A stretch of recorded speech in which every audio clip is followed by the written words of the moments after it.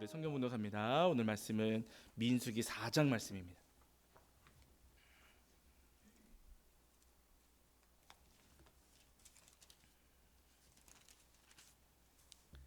자, 민수기 4장 말씀이 조금 기니까요. 우리 민수기 4장 1절부터 16절까지 말씀 보시겠습니다. 민수기 4장 1절부터 16절까지입니다. 자, 민수기 4장 1절부터 16절까지 말씀. 자, 민수기 4장 1절부터 16절입니다. 네, 우리 찾으신 줄 알고 한 목소리로 합독하겠습니다. 함께합니다. 또 여호와께서 모세와 아론에게 말씀하여 이르시되 레위 자손 중에서 고핫 자손을 그들의 종족과 조상의 가문에 따라 집계할지니 곧 30세 이상으로 50세까지 회막의 일을 하기 위하여 그 역사에 참가할 만한 모든 자를 계수하라. 고핫 자손이 회막 안의 지속물에 대하여 할 일은 이러하니라.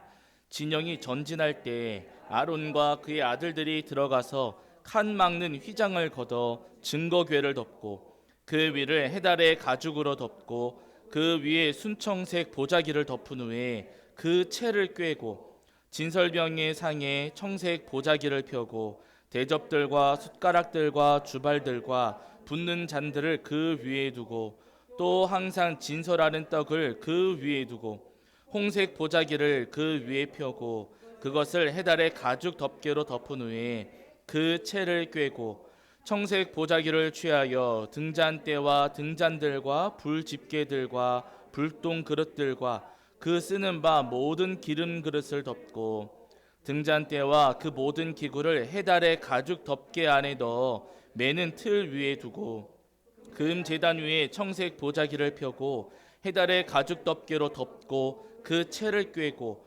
성소에서 봉사하는 데에 쓰는 모든 기구를 취하여 청색 보자기에 싸서 해달의 가죽 덮개로 덮어 매는 틀 위에 두고 제단에 재를 버리고 그 제단 위에 자색 보자기를 펴고 봉사하는 데에 쓰는 모든 기구 곧 불 옮기는 그릇들과 고기 갈고리들과 부삽들과 대야들과 제단의 모든 기구를 두고 해달의 가죽 덮개를 그 위에 덮고 그 채를 꿰 것이며 진영을 떠날 때에 아론과 그의 아들들이 성소와 성소의 모든 기구 덮는 일을 마치거든 고핫 자손들이 와서 맬 것이니라. 그러나 성물은 만지지 말라. 그들이 죽으리라. 횡만 물건 중에서 이것들은 고핫 자손이 맬 것이며 제사장 아론의 아들 엘르아살이 맡을 것은 등유와 태우는 향과 항상 드리는 소제물과 관유이며 또 장막 전체와 그 중에 있는 모든 것과 성소와 그 모든 기구니라. 아멘. 우리 자리에 앉으시겠습니다. 네, 여러분 한 주간 평안하셨죠? 오늘도 하나님 앞에 나와 예배하는 저와 여러분 위에 우리 주님께서 주시는 은혜와 사랑이 가득하기를 간절히 소원합니다. 지난주에는 저희가 민수기 3장 14절부터 51절까지 말씀을 통해서 우리에게 주시는 은혜를 함께 나누었는데요. 레위지파 가운데에는 세 가문이 있었습니다. 레위지파에 세 가문이 있었는데요. 하나님께서 이 세 가문에게 성막을 섬기는 직분, 또 회막을 섬기는 직임을 세 가문에게 각각 나눠 주셨습니다.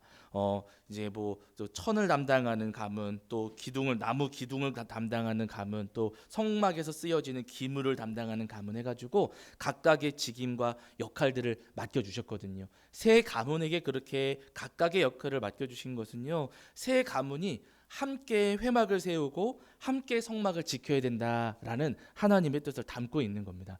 혼자서만 성막을 세우고 혼자서만 회막을 세우는 것이 아니고요, 다 같이 함께 성막을 섬기고 성막을 세워야 한다 하시는 말씀이세요. 여러분, 이 말씀은 우리에게도 동일하게 주시는 말씀입니다. 주님께서 에베소서를 통해서 우리에게 말씀해 주시는 것처럼 여러분, 우리도 주님의 몸된 교회를 세워가야 하는 하나님의 거룩한 백성들이거든요. 여러분, 주님의 몸된 교회를 세워갈 때 나 혼자서 세우는 것이 아니고요, 우리가 다 같이 세워야 됩니다. 나는 빠져야지, 나는 뒤로 물러서야지 할 것이 아니고요. 우리 모두가 함께 힘을 모아서 주님의 몸된 교회를 세워야 한다는 거예요. 그래야지만 주님의 교회가 여러분 아름답고 온전하게 세워질 수가 있습니다. 바라는 여러분, 주님께서 허락하신 아름다운 교회, 주님의 몸된 교회를 우리 성도님들이 늘 기억하시면서 함께 한 마음으로 주님의 교회를 세워가시고 지켜가시는 저와 여러분이 되기를 주의 이름으로 간절히 축원합니다. 자, 이제 오늘은 그 뒤에 이어지는 민수기 4장 1절부터 20절까지 말씀을 통해서 우리에게 주신 은혜를 나누려고 하는데요. 자, 하나님께서 저희 앞서 나누었던 말씀들을 가만히 떠올려 보시면은요, 하나님께서 민수기 1장에서는 먼저 이스라엘 모든 백성들, 이제 레위 지파를 제외한 12지파의 인구를 조사하라고 말씀하셨습니다. 그래서 그 조사를 했더니 결과 모든 인구가 몇 명인가 조사를 했더니 60만 3,550명이었어요. 그리고 12지파의 인구를 조사한 다음에 그 다음에는 하나님께서 레위 지파의 인구를 조사하라고 하셨습니다. 그 말씀이 민수기 3장에 이제 기록되어 있었거든요. 그 숫자는 모두 22,000명이었다라고 말씀하셨습니다. 자, 그런데 오늘 4장 말씀에 들어서시면 하나님께서 다시 한번 레위인의 인구를 조사하라라고 말씀을 하세요. 분명히 3장에서 레위인의 인구를 조사하라고 하셔서 조사를 했는데 하나님께서 다시 한번 레위인의 인구를 조사하라고 하시는 거예요. 그래서 여러분 4장 2절을 보시면은 고핫 자손의 인구를 조사하라 하시고요.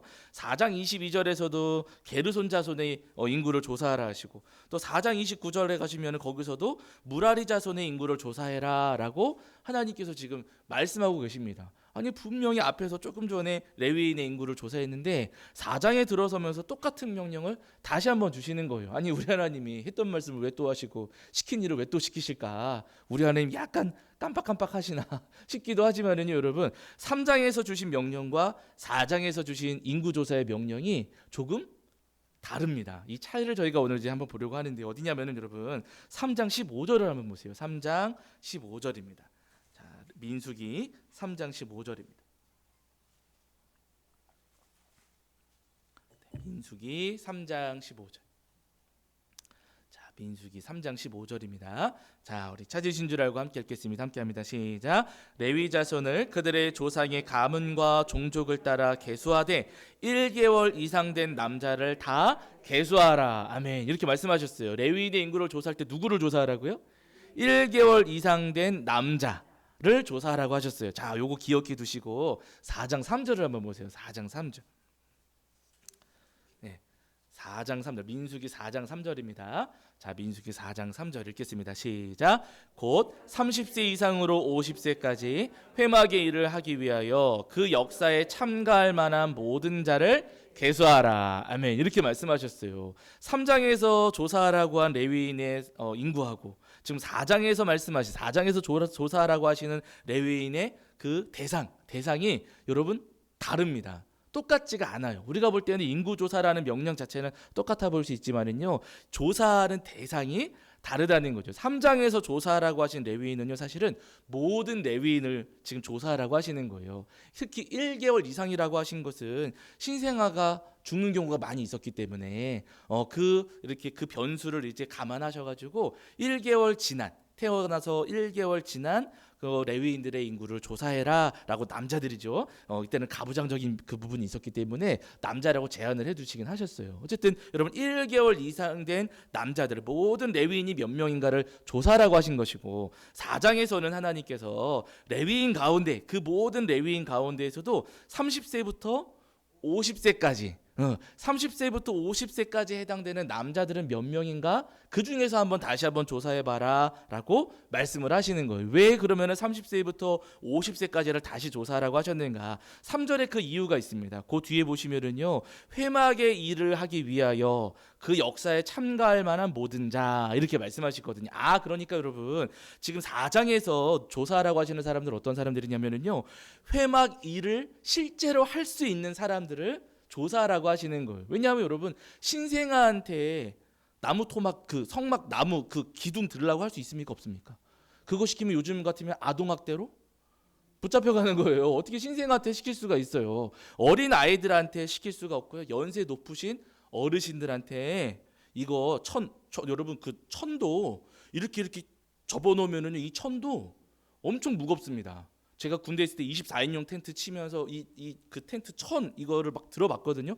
혼자서 들 수가 없어요. 엄청 두껍고, 물론 이제 성막의 그 천하고는 다르겠지만 두껍고 그 큰 거를 이렇게 접어 놓으면은요 굉장히 무겁거든요. 근데 어르신들한테 맛있는 거 드세요 하는 게 아니라 무거운 이거 드세요 하면 어떻게 돼요? 그럼 고추를 이렇게 혼나는 거 아니겠습니까, 여러분? 어르신들께, 지금 기력이 많이 약해지신 어르신들께 그런 일을 맡겨드릴 수도 없다는 거예요. 특별히 여러분 20세 청년들은 또 나이 힘이 좋기도 하잖아요. 근데 왜 특별히 하나님께서 30세라고 또 제안을 하셨는가? 20대 청년들 같은 경우는 힘은 좋은데요, 요령이 없고, 그리고 이 20대 청년들 같은 경우는요 조심성이 또 없어요. 저도 뭐 그 20대 때 저도 막 문화 선교 한다고 하면서 막 악기 같은 거 많이 나르고 음향 장비 같은 거 많이 나르고, 요 앞에 신디사이저 같은 것도 여러분 이거 들어보시면 굉장히 무겁습니다. 근데 20대 때는요 그냥 번쩍번쩍 드는 거예요. 번쩍 들고 막 가다가 어디 부딪힐까요? 이게 좀 기니까 문에 부딪히는 거예요. 막 들고 가다가 뭐 기니까 뒤에 안 보고 신경 안 쓰고 막 가다가 눈에 부딪히고 막 고장 나고 망가지고 막 그럽니다. 요령도 없고 조심성도 없어요. 그러니까 하나님께서 지금 이 30세부터 50세까지로 제한하셔서 회막 일을 돌볼 수 있는, 지금 무거운 것들을 많이 날라야 되는데 실제로 회막의 그 기구들, 천과 기둥과 기물들을 나를 수 있는 힘을 쓸 수 있는 사람들을 조사해라라고 하시는 겁니다. 그래서 지금은 민수기 4장에서 30세부터 50세까지를 이렇게 하나님께서 제한해서 말씀해 주시는 거예요. 그러면 이제 이 말씀 읽어 내려가시면서 어떤 분들은 마음이 아주 좋죠. 아주 좋으신 분들이 계실 것이고, 한편으로 마음이 또 섭섭하신 분들도 계실 수가 있어요. 나는 하고 싶은데 50세가 넘어가지고 나는 못하는 거야, 나는 하지 말라고 하시는구나, 섭섭하실 수가 있고, 또 50세 이상은 하지 말라고 하시니까 나는 이제 안 해도 되겠구나 해가지고 마음이 좋으실 수도 있습니다. 그러나 여러분이 말씀을 우리가 꼭 그렇게 나이로 제한해서만 읽어서는 안 된다는 거예요. 지난주에도 말씀드렸지만 나이는 뭐에 불과하다고요? 나이는 숫자에 불과합니다, 여러분. 이 당시에는 그랬지만은요, 하나님께서 30세부터 50세까지로 제한하신 그 이유와 의미를 저희가 이해를 한다면 오늘 우리에게 주시는 의미는 또 달라질 수 있다는 거예요. 여러분 30세부터 50세까지에 해당하는 이 시기, 우리 인생에서 30세부터 50세까지에 해당하는 이 시기는 사실은 어떻게 보면 가장 힘이 있고 가장 능력이 있고 또 가장 좋은 시절입니다. 여러분 그렇지 않습니까? 30세부터 50, 물론 지금 이제 50세 넘으셔도 좋으신 분들이 많이 계시지만은요, 30세부터 50세까지가 혈기왕성하고 여러 가지 경험들 많이 하고, 또 저를 지도해 주신 교수님도 그 말씀하셨거든요. 저한테 항상 뭐라고 하시면, 준도야, 젊을 때 성경 많이 읽어도 항상 그러세요. 그러면서 뒤에 꼭 덧붙이시는 말씀이 뭐냐면은요, 야, 나이 들어서 읽으니까 자꾸만 까먹는다. 읽은 거 또 까먹고 한다. 그러니까 나이 아직 젊을 때 스펀지처럼 막 빨아들일 때 그때 많이 읽어도, 저한테 이제 많이 그 말씀을 해주셨거든요. 그러니까 여러분 요 30세부터 50세까지는요 들으면 쏙쏙, 물론 다 남지는 않아요. 저도 42세지만은요 다 남지는 않지만은 그래도 머리에 많이 남고, 한 자리에 앉아서 성경책을 읽어도 오래 읽을 수 있고, 그러니까 우리 시절에서, 우리 인생에서 굉장히 좋은 시절이 30세부터 50세인 겁니다. 하나님께서 지금 그 좋은 시절을 지금 하나님께 드려라 라고 우리에게 말씀하시는 거예요. 민수기 4장에서 오늘 우리가 읽어야 될 중요한 메시지 가운데 하나가 여러분 그겁니다. 하나님께서 30세부터 50세까지라고 말씀을 하시면서 우리 삶에서 가장 좋은 시절, 우리 삶에서 가장 좋은 시간을 하나님을 위해서 헌신하고, 우리 삶에서 가장 좋은 삶을, 좋은 그 시간을 하나님을 위해서 드려야 한다라고 오늘 우리에게 말씀하고 계시는 거예요. 그러면 여러분 우리가 이제 한번 생각을 해봐야 됩니다. 그러면 우리가 남아있는 삶 중에서 우리 성도님들 남아있는 삶에서 가장 좋은 시절, 앞으로의 삶에서 우리 성도님들 각자 앞으로의 삶에서 가장 좋은 시절, 가장 힘이 있고 가장 능력이 있고 가장 아름다운 시절은 여러분 언제겠습니까? 지금이죠. 네, 맞습니다. 여러분 지금 이 말씀은요, 하나님께서 오늘 4장에서 주신 말씀은 30세부터 50세까지라고 되어 있지만은요, 이 말씀을 오늘 우리에게 적용한다면 하나님께서 지금 우리에게 가장 좋은 지금 이 순간을 우리에게 달라고 말씀하시는 거예요. 나중에 남은 그 쪼가리 시간을 우리한테 요구하시는 건 아니고요. 하나님께서 우리에게 지금 우리가 살아가는 가장 좋은 시절, 우리가 가장 힘이 있는 지금의 순간을 하나님께서 하나님께 내어달라라고 하시는 겁니다. 그렇다고 해서 여러분, 하나님께서 우리의 재산을 요구하시는 게 아니고요. 기도하더라도 나중에 기도하는 게 아니라 언제 기도하라고요? 지금 기도하는 것이고, 성경을 읽으시더라도 나중에 성경 읽으시는 게 아니라 언제요? 지금 성경 읽으시고, 전도하더라도 나중에 몇 년 있다가 하는 게 아니라 지금 전도해야 된다 라고 하나님께서 말씀하시는 거예요. 예수님께서 말씀을 전하실 때 한 제자가 예수님께 찾아와서 이런 이야기를 한 적이 있습니다. 마태복음에 나오는데요. 마태복음 여러분 8장입니다. 마태복음 8장 21절부터 22절입니다. 마태복음 8장 21절 22절.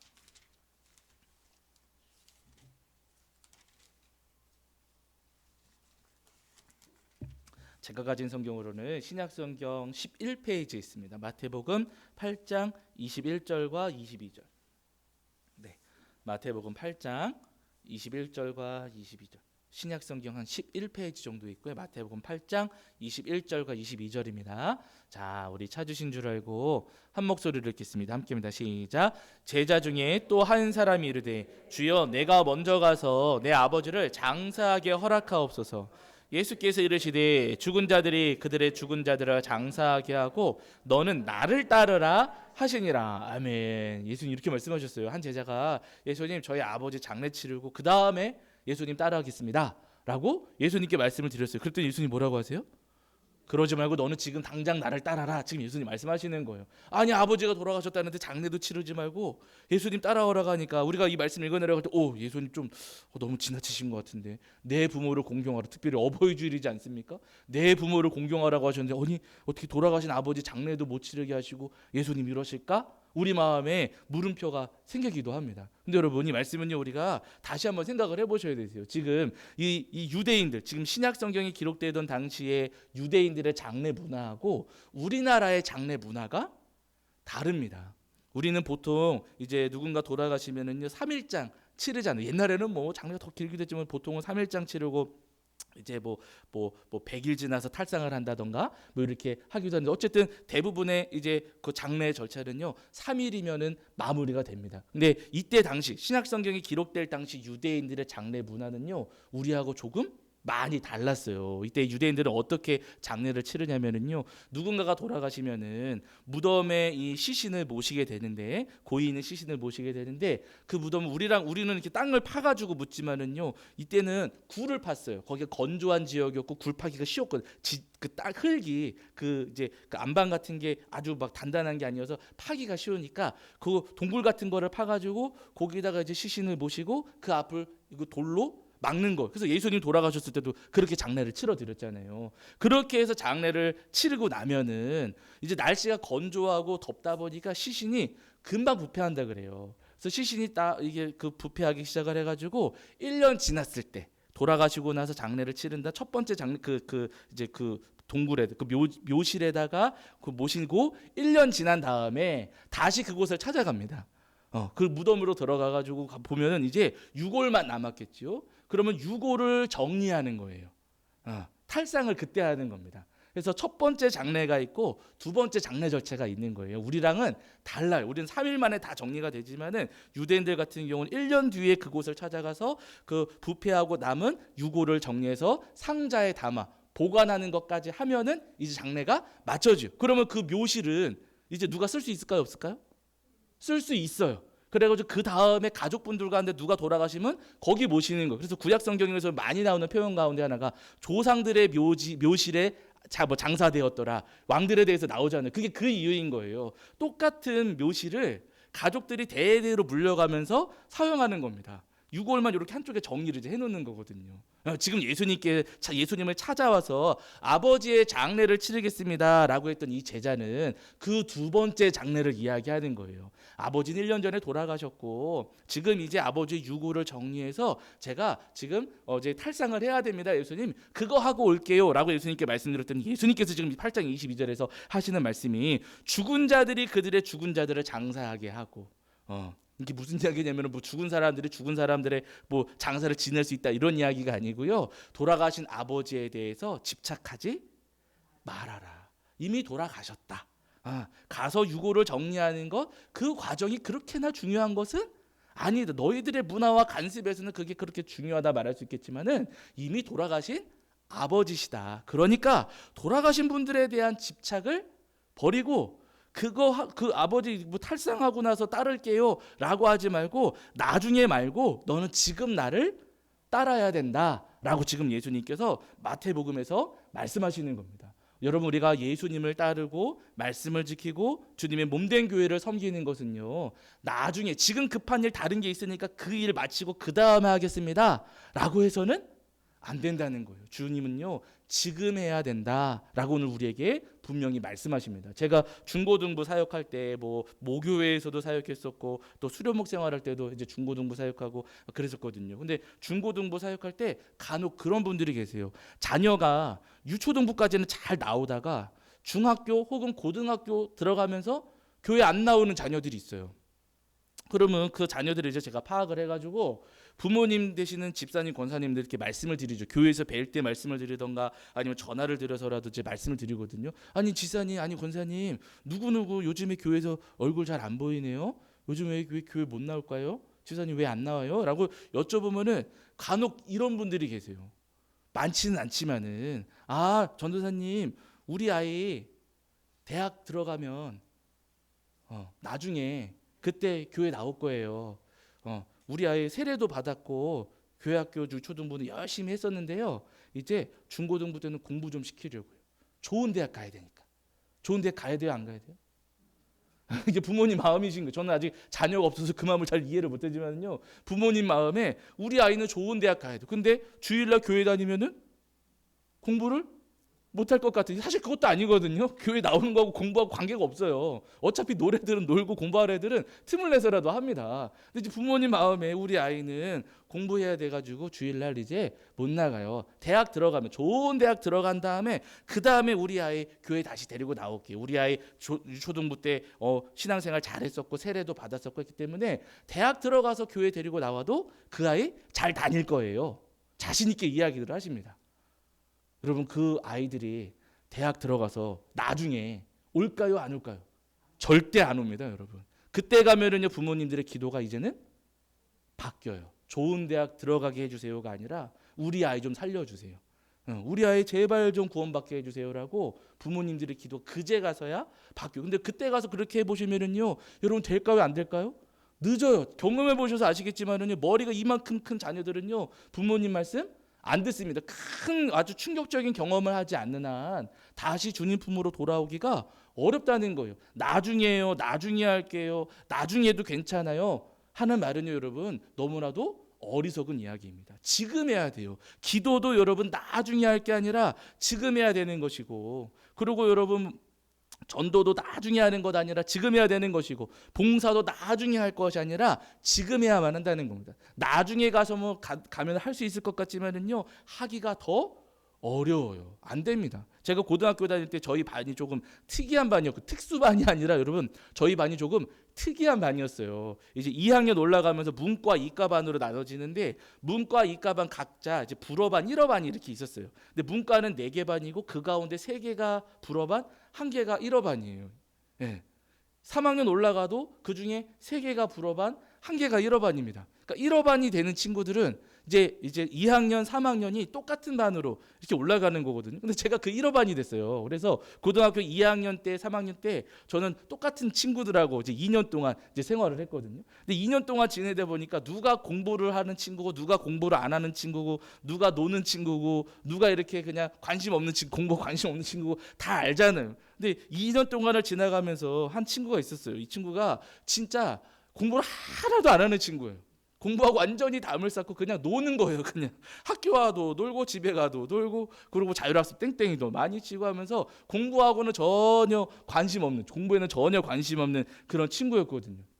이 친구가 2학년 내내 놀고 3학년 때도 내내 놀았습니다. 그러다가 이제 수능 시험이 한 일주일 전쯤으로 다가왔어요. 다음 주 되면은, 그때는 이제 수요일 날이 수능 날이었거든요. 다음 주 수요일이 되면은 수능 시험을 치르는 겁니다. 근데 그때쯤 되면 수능 시험 한 일주일쯤 남기게 되면은 학생들이 이제 뭐 하냐면은요, 문제집을 전부 다 갖다 버립니다. 왜냐하면 이제 와서는 뭐 더 볼 수도 없고 지금까지 공부한 거 쌓아놔 봐야 이거 뭐 다 짐이거든요. 그리고 우리 학교에서도 수능 시험을 치르니까 학교를 좀 깨끗하게 교실을 비워놔야 돼요. 그러니까 학생들이 그때쯤 되면은요, 그동안 공부했던 문제집들을 전부 다 갖다 버려. 그 문제집이 여러분 어마어마하게 막 산더미처럼 쌓여가지고 진짜 그 산 이만큼 막 쌓이거든요. 어마어마하게 그 양이 많습니다. 전부 다 문제집 갖다 버리고 그냥 기출 문제 그 뭐 요거 자료만 갖고 있는다든가, 아니면 내가 그 손에 익은 뭐 그 자료를 갖고 있는다든가, 그 정도만 남겨놓고 나머지 책들은 전부 다 버려요. 그런데 여러분, 너무 놀라웠던 게 다 문제집을 버리는데 어느 날 자율학습 막 시작하려고 할 때, 저녁 때 한 6시, 7시쯤 됐을 때, 그 공부 안 하던 2년 동안 팽팽 놀고 공부 안 하던 그 친구가 문제집을 양손에 가득 들고 들어오는 거예요. 그래서 근데 그런 경우 있거든요. 애들이 버린 거 주워올 수도 있잖아요. 많으니까. 그거 집어왔나 싶은데 그게 아니라 새 거예요. 새거. 학교 앞에 있는 그 서점에서 얘가 새 문제집을 양손 가득 사온 거예요. 한두 권이 아닙니다. 한 제 생각에 양손 들고 왔기 때문에 적어도 한 15권 이상이에요. 양손에다가 얘가 새 문제집을 딱 묶어가지고 이렇게 들고 들어오는 거예요. 애들이 전부 다 깜짝 놀랐습니다. 야, 너 그거 왜 갖고 들어와? 그거 뭐야? 그랬더니 얘가 하는 말이 제가 아직도 기억해요. 야, 다음 주가 수능인데 공부해야지. 얘가 다음 주가 수능이니까 자기는 공부하겠다고. 공부할 거라고 그러는 거. 야, 그래 애들이 뭐라 그랬겠습니까? 너 정신이 나갔냐? 도레미 미쳤냐? 말해가지고 너 지금 생각이 있냐? 이제 와서 무슨 공부냐? 그랬더니 가만히 조용히 하라고. 나 공부할 거니까 떠들지도 말라고 하면서 지금까지 2년 내내 그 자율학습 시간에 막 만화책 보고 무협지 보고 막 그러던 친구가 일주일 남겨놓고 수능 시험 공부를 하겠다면서 새 문제집을 펴놓고 머리 싸매고 이제 공부를 시작을 하는 거예요. 여러분, 그 친구가 공부했겠습니까? 안 했겠습니까? 한 30분쯤 지나니까요, 얘가 책 높이를 아주 딱 적당하게 쌓아놓고 이렇게 엎드려가지고 새 문제집에 엎드려서 자고 있더라고요. 그 친구가 남은 일주일 동안 공부를 했겠습니까? 못 했겠습니까? 이미 늦었지요. 2년 동안 놀았는데 이미 늦었습니다. 그러면 그 친구가 일주일 뒤에 수능 시험 보고 자기가 원하는 대학에 여러분 들어갔겠습니까? 못 들어갔겠습니까? 못 들어갔지요. 너무 늦었어요. 그 친구는 그때 가서 해도 괜찮다. 지금 해도 이제 뭐 일주일 남겨놓고 해도 그렇게 해도 괜찮다라고 그렇게 생각했을지 모르겠지만은요, 여러분, 그 친구는요 아무것도 하지를 못했습니다. 나중에 해야지. 나중에 해도 괜찮다. 나중에 해도 충분하다라고 우리가 생각할지 모르겠지만은요, 여러분, 나중에는요 너무 늦습니다. 그래서 주님은요 지금 해야 된다라고 우리에게 말씀하시는 거예요. 나중에 시간 될 때, 나중에 여유 생길 때, 나중에 상황 나아졌을 때라고 하면서 우리가 자꾸만 뒤로 미루기 시작을 하면은요, 여러분, 우리는 아무것도 하지 못한 채, 제 그 친구처럼 아무것도 하지 못한 채 그저 우리의 삶이 끝나버릴 수도 있다는 겁니다. 그래서 주님은 오늘 우리에게 지금 하라고, 지금 해야 된다라고 말씀하고 계세요. 물론 지금 하려고 생각해 보면은요, 하나님 이것도 초라하고 이건 좀 부족한 것 같고 이건 좀 모자란 것 같고 지금 우리가 할 수 있는 상황이 아닙니다. 하나님 조금 상황 나아지만 하고 싶어요라고 하는 마음이 생길 수도 있겠지요. 그러나 여러분, 모자라고 부족하고 초라하다 할지라도 그럼에도 불구하고 주님은 지금 해야 된다라고 말씀을 하시는 거예요. 왜냐하면 여러분, 예수님께서 말씀을 전하실 때 사람들이 많이 몰려왔어요. 그 갈릴리 바다 건너편에서 말씀을 전하시는데 사람들이 많이 몰려왔고 그 사람들에게 말씀을 전하시다 보니까 시간이 훌쩍 지나가 버렸습니다. 시간이 많이 지나가니까 사람들이 전부 다 굶주린 거예요. 다들 배가 고프고 허기져하는 모습이 예수님 눈에 보였습니다. 그래서 예수님께서 마음이 너무 안타까우셔가지고 제자들에게 물으셨어요. 제자들에게, 얘들아, 지금 이 사람들이 다 배고픈 것 같고 허기진 것 같은데 이 사람들을 다 먹이려면 어떻게 해야겠느냐? 이 사람들 다 먹이려고 떡 좀 사다 주고 싶은데 떡 사려면 어디로 가야 되겠느냐라고 예수님께서 제자들에게 물으셨습니다. 그랬더니 제자들 가운데 벨립이 머리를 그때 싹 굴리는 거예요. 바로 머리로 암산 계산을 짜라라 했습니다. 빌립이 머리로 짜라라 계산해 보니까 이 사람들을 먹이려면 적어도 최소한 200데나리온이 필요한 겁니다. 200데나리온은 얼마냐면은 1데나리온이 노동자의 하루 일당이거든요. 하루 일당. 뭐 노동자나 군인의 하루 일당이 1데나리온이에요. 그냥 우리가 계산을 아주 쉽게 10만 원으로 정리를 하시자고요. 10만 원 계산 쉽게. 그러면 빌립이 200데나리온이라고 했으니까 200 곱하기 10 하면 되는 거 아니겠습니까? 거기 모인 분들을 다 이제 먹이려면은 200 곱하기 10만 원을 하는, 그럼 얼마예요?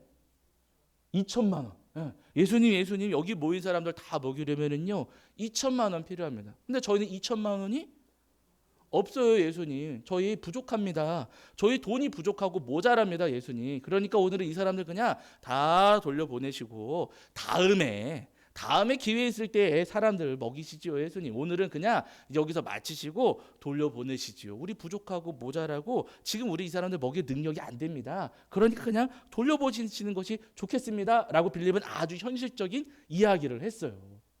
근데 그때 베드로가, 옆에 있던 베드로가 눈치가 있는지 없는지 이 베드로가 어린아이 한 명을 예수님께 데리고 왔습니다.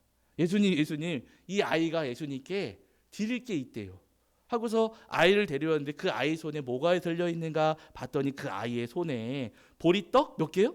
5개하고 물고기 2마리가 들려있었습니다. 이 보리떡 5개하고 물고기 2마리는요 이 아이의 어머니가 이 아이의 도시락으로, 간식거리로 어머니가 이 아이에게 싸준 거예요. 그럼 여러분, 아이가 먹을 간식이니까 양이 많았을까요? 적었을까요? 적었지요. 보리떡, 지금이야 보리떡 저기 추어탕집 가면은 보리빵 맛있게 뭐 해놓기는 하지만은요 이때 당시에 보리빵이 그렇게 맛있었을까? 여기다가 무슨 건포도 넣고 뭐 이렇게 이것저것 넣어가서 여러분 맛있게 했겠습니까? 아니겠죠. 그냥 투박한 다른 거 들어가지 않은 그런 보리빵이었을 거예요. 물고기 2마리라고 하지만 여러분, 물고기 이게 이렇게 큰 물고기가 아니고요 멸치 같은 말린 물고기, 그런 거였을 겁니다. 그러니까 여러분, 양이 많지도 않고 양은 부족하고, 그리고 여러분 그 도시락 그 간식거리는요 굉장히 초라한 거예요. 예전에 우리 성도님들도 학교 다니시면서 도시락 싸서 다녀보셔서 아시겠지만은요 도시락 이렇게 싸갖고 갔는데 점심시간쯤 되면은요 기분 좋은 날이 있고 기분 별로 안 좋은 날이 있어요. 어떤 날이 기분 좋으세요? 엄마가 햄 반찬 싸준 날은 아주 그냥 도시락 뚜껑 열 때 여러분 힘차게 엽니다. 그리고 도시락 점심시간이 기다려지지요. 빨리 밥 먹었으면. 근데 엄마가 그냥 김치 맛있죠. 김치 지금 저도 좋아하는 김치하고 뭐 단무지 이런 것만 싸주시면은 도시락 뚜껑 열기가 싫잖아요. 내 거는 조금 초라한 것 같으니까. 그렇죠. 좋은 반찬이 있을 때는 자신 있지만은요 내 것이 초라하다 생각되면은 그 자신감이 없거든요. 근데 이 아이가 가지고 있는 것도 여러분 초라한 도시락이었고 보잘것없는 그런 간식거리였습니다. 근데 여러분, 놀라운 것은 뭐냐면은요 이 아이가 가진 것은 부족했고 굉장히 초라한 것이었지만 이 아이는 자기가 가지고 있는 그것을 누구한테 드립니까? 예수님께 드렸다는 거예요. 양이 많은 것도 아닙니다. 예수님은 어른이셨기 때문에, 성인이셨기 때문에 이 아이가 가져온 거 예수님 드셔보셔야 얼마 되지도 않습니다. 그 간에 기별도 안 가는 양이에요. 작았고 초라한 것이었지만은 여러분, 그 아이는요 그 작고 초라한 것을 예수님께 드렸어요. 이 아이가 나중에 크면은 그때 예수님께 좋은 거 대접해 드려야지, 나중에 내가 농사 지어가지고 많이 갖다 드려야지, 나중에 해야지, 여러분 그런 게 아니고요. 지금 내 손에 들려 있는 게 비록 부족하고 초라한 것이지만 그럼에도 불구하고 그 아이는요 그 순간에 자기가 가지고 있었던 것을 예수님께 온전히 드렸어요. 그랬더니 여러분, 예수님께서 어떤 일을 하시는가 잘 아시는 것처럼 그 아이가 가져온 그 초라하고 부족한 도시락을 마다하지 않으시고 예수님께서 그 아이의 도시락을 받아주신 다음에 그 도시락을 놓고 기도하십니다. 그랬더니 여러분, 너무 놀라운 것은요 그 도시락이 끊임없이 나오더라는 거예요. 보리떡을 사람들에게 나눠주고 또 나눠주면은요 딱 끝나는 게 아니라 몇 개 되지 않았는데도, 5개밖에 되지 않았는데도 그 보리떡이 똑 떨어지는 게 아니고요 끊임없이 흘러나와가지고 거기 모여 있었던 수많은 사람들, 대략 한 2만 명 가까이 되는 그 수많은 사람들을 배불리 먹이고도 남을 정도로 그 도시락이 모든 사람들에게 유익이 되는 너무나도 놀라운 도구가 되었다라고 성경에서 분명히 말씀하시거든요. 아이가 가져온 것은 초라하고 부족한 것이었을지 모르겠지만은요 예수님께서는 그 초라하고 부족한 것을 아주 놀라운 표적과 이적의 도구로 삼아 주셨다는 거예요. 여러분, 오늘 우리도 마찬가지입니다. 우리의 삶이 이 아이처럼 작고 초라하고 부족하고 연약할 수도 있습니다. 그러나 여러분, 그럼에도 불구하고 우리가 이 아이처럼 내가 가지고 있는 것이 작고 초라할지라도 주님을 위해서 우리가 헌신하며 살아간다면은요, 주님께서 우리의 연약함과 우리의 부족함을 도구 삼으셔가지고 이 아이를 통해서 그곳에 모인 수많은 사람들을 먹이시고 입히셨던 것처럼 우리 성도님들을 통해서도 분명히 이 땅 가운데 놀라운 역사를 이루어 가시리라 분명히 믿습니다. 다른 여러분, 우리 모든 성도님 때때로 삶이 피곤하고 지칠지 모르지만은요, 그럼에도 불구하고 지금 무릎 꿇어 기도하시는 성도님들이 되시고, 우리 삶이 바쁘고 힘들 수도 있지만은요, 틈을 내서 지금 전도하시고, 때때로는 허리도 아프고 지치고 힘들 수 있지만은요, 그럼에도 불구하고 나중에 예배하는 게 아니라 지금 예배의 자리를 사모하시면서 주 앞에 엎드리시면서 주님의 몸된 교회를 세워가시고 또 주님의 사명을 감당하시는 저와 여러분이 되기를 주의 이름으로 간절히 축원합니다. 자, 우리 찬송하겠습니다. 찬송가 여러분 320장입니다. 찬송가 320장 찬송하시면서 준비하신 예물 봉헌하겠습니다.